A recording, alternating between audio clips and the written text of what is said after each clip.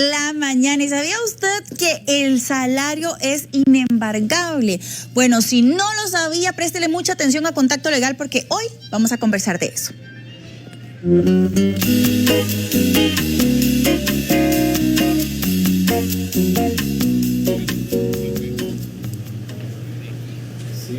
Hola, muy buenos días en este Contacto Legal. Vieras que me imagino que muchísimos de ustedes se han dado cuenta que muchas personas o no les llega el salario completo, les llegan 1.500 colones, 5.000, 10.000 y dicen es que me están rebajando más del salario mínimo. Y es que muchísimas veces en temas de cobros judiciales y deudas esto está pasando. Sin embargo, el Ministerio de Trabajo giró una directriz tanto para trabajadores del sector público como del sector privado, para que ya no se estén dando estas deducciones más allá del salario mínimo, que son de aproximadamente 216.000 colones. Pero hoy me traje a una abogada que es una expertísima en el tema, es Adriana Rojas, experta en consumo bancario, justamente para hablar más allá de esto. Adriana, bienvenida. Gracias, un honor de estar aquí contigo otra vez. Adriana, muchísimas gracias por aceptar la invitación. Vamos a ver, cuando hablamos de embargos, empecemos.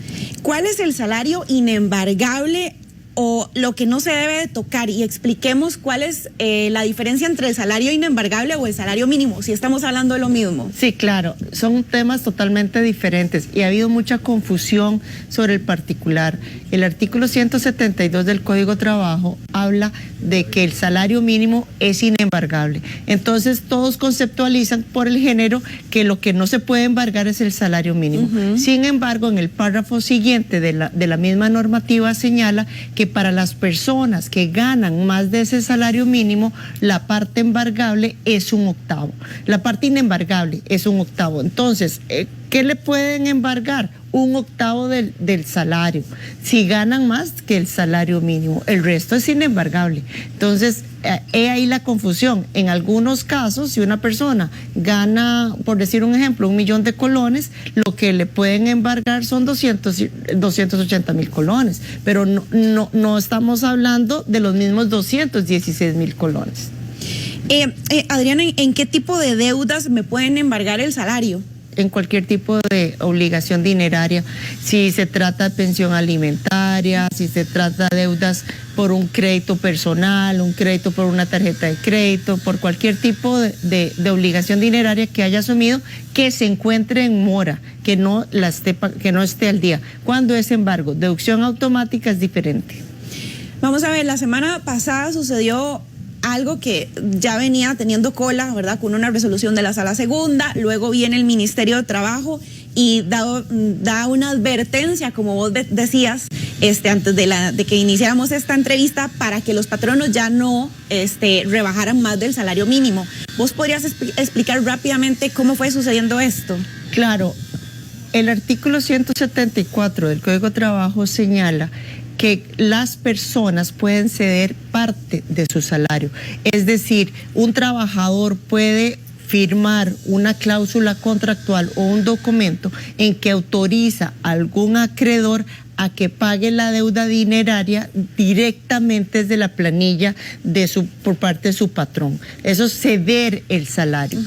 Esa cesión se permite hasta por la misma parte inembargable del artículo 172. Es decir, que se puede ceder el mismo porcentaje que si fuera en un embargo. Sin embargo, hay una excepción a la regla que permite la deducción automática hasta por el 100% del salario cuando se trata que el acreedor es una cooperativa o una asociación solidarista. Adriana, ahí es donde, vamos a ver, hagamos un recuento. Mucha gente dice, no me está llegando el salario, me están llegando 5.000 colones, me están llegando 1.500 colones, y uno dice, pero ¿cómo? ¿Cómo le va a llegar eso de salario líquido? No lo entiendo. Entonces, en este caso, con este tipo de situaciones que estamos viendo que le están pasando a muchas personas, familiares, conocidos, ¿qué es lo que sucede? Le están deduciendo automáticamente desde la planilla, desde su patrón, el pago de créditos en cooperativas y en asociaciones solidaristas. No es en entidades bancarias ni acreedores particulares. No es el crédito de la calle ni es un crédito en un banco, excepto el popular.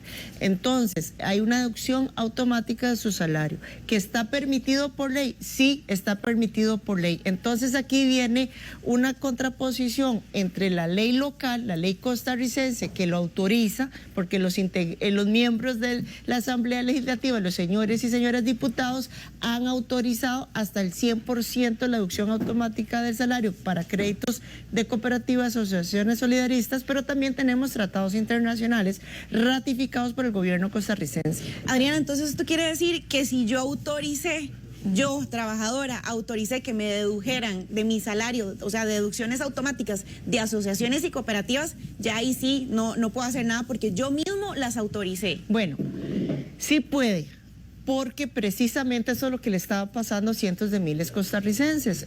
Tenemos aproximadamente más de 7 años de estar atacando esta práctica abusiva, desproporcionada de deducción automática del 100% del salario, del 95% del salario. Hemos tenido rechazos en recursos de amparo, rechazos en medidas cautelares en el contencioso administrativo, inclusive la Sala Constitucional rechazó una acción de inconstitucionalidad que presentó la NEP. Pero ¿qué es lo que sucede? Hay un tratado internacional ratificado por el gobierno costarricense. El tratado internacional es el 95 de la OIT, que en su artículo 10 señala que se tiene que respetar, pese que haya firmado, pese que haya autorizado, pese que haya otorgado recibido el crédito, se tiene que respetar una parte suficiente para su subsistencia económica y la del núcleo familiar de personas dependientes. Adriana, como sabemos que hay muchísimas personas que están pasando por esta situación, vamos a abrir la línea telefónica al 2101-2020 para que puedan hacer sus consultas en este segmento de Contacto Legal. Adriana, si me están aplicando rebajos, porque ya el Ministerio de Trabajo dijo, advertimos a patronos para que no le sigan aplicando más, o sea, que no le quiten más del salario mínimo a un trabajador. Sí, que son 216,000 colones. Exactamente. Pero entonces, yo trabajador le digo a mi patrono, bueno, por favor, no me lo aplique. Es más, la Caja Costarricense de Seguro Social dijo que ya igual ellos no van a respetar. Exacto, no van a respetar esta directriz, la Caja. Entonces, yo, trabajador incluso del sector privado, del sector público, llego y le digo a mi patrono, por favor, respéteme el salario mínimo, es que no me está llegando ni siquiera el suficiente para subsistir. ¿Qué hago yo para reclamarle al patrono, verdad, mis derechos y que se hagan valer? Bueno, en casos en que la institución no se haya manifestado públicamente de que no lo va a respetar, pues entonces podría ir al Ministerio de Trabajo, porque hay un mecanismo de resolución alternativa de conflictos para llegar a una conciliación, una negociación. Entonces con el uno pide patrón. una cita de conciliación. Se hace un trámite en el Ministerio de Trabajo. Si ya en casos como que el patrón públicamente ha dicho no vamos a respetar, pues esa etapa pues ya no tendría ningún sentido, y lo que les corresponde es ir al juzgado laboral, a la vía laboral, a un juzgado, al Poder Judicial en el proceso interponer laboral. una demanda. Una demanda, que ya tenemos una jurisprudencia muy importante, favorable, en donde le dicen al patrono respete no el salario mínimo, respete la parte inembargable del salario, que dependiendo de cuál es el monto, su salario bruto es mucho más alto que el salario mínimo. Y es que aquí lo importante es que las personas que nos están viendo les quede muy claro que hay una resolución de la Sala Segunda que motivó justamente esta decisión del Ministerio de Trabajo y Presidencia para que le advirtiera a los patronos ya no toquen más del salario mínimo. Y fue por unanimidad por todos los magistrados de la Sala Segunda. O sea, no hubo votos salvados, no fue mayoría. Importante. Fue súper importante, unanimidad, criterio unánime de los magistrados. Imagínese. Se tiene que respetar no salario mínimo, se tiene que respetar la parte inembargable. Adriana, tenemos a Johnny de Alajuela con una consulta. Johnny, cuéntenos en qué le podemos ayudar el día de hoy en Contacto Legal. Buenos días, saludos. Saludos. Amigas, yo tengo un tema con una tarjeta y un creditillo, sí, tiene por lo menos 4 o 5 meses de estar de inactivo. Yo opté a un punto de no pagarles más. Era un monto pequeño, 300 de los 1,000 de colones. El tema fue que yo opté porque ya les he pagado ya dos cuentas de 1 millón y resto. Y he sacado préstamos con otros para poder formalizar el arreglo de pago, porque ellos no han llegado a ningún acuerdo de pago conmigo, no lo han querido hacer.